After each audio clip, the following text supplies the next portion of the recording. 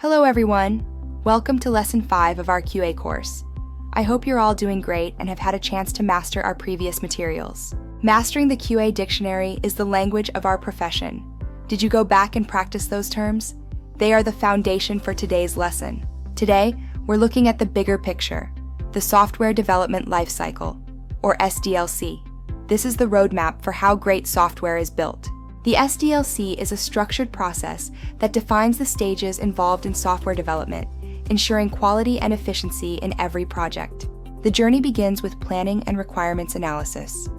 This is where we define our goals and understand exactly what the user needs. In this phase, we identify requirements, assess feasibility, and plan resources to produce a solid requirement specification document. Next is the design phase. This is where we establish the architecture and technical blueprint for how the software will actually work.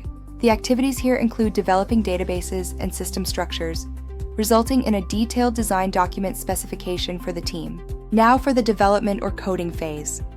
This is where developers convert those abstract design concepts into functional, working software. Adhering to guidelines and standards ensures consistency, while iterative development allows for constant improvement and high-quality code. Crucially, we have the testing phase.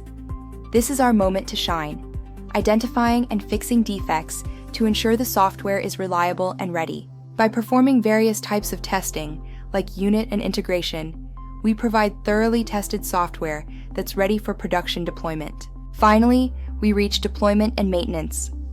The software goes live, and we continue to monitor performance and fix any issues based on feedback. This phase includes user training and the release of patches and updates to keep the product running smoothly in the production environment.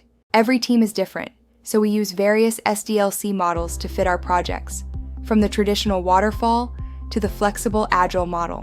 Whether it's the linear waterfall model or the iterative agile approach, the choice depends on project stability and technical complexity. That's it for our SDLC overview. Make sure to watch our next lesson on SDLC models, where we'll dive deep into Spiral and DevOps. Remember to practice at home in your free time, join our community, and subscribe to our channel. Leave your feedback below. See you next time.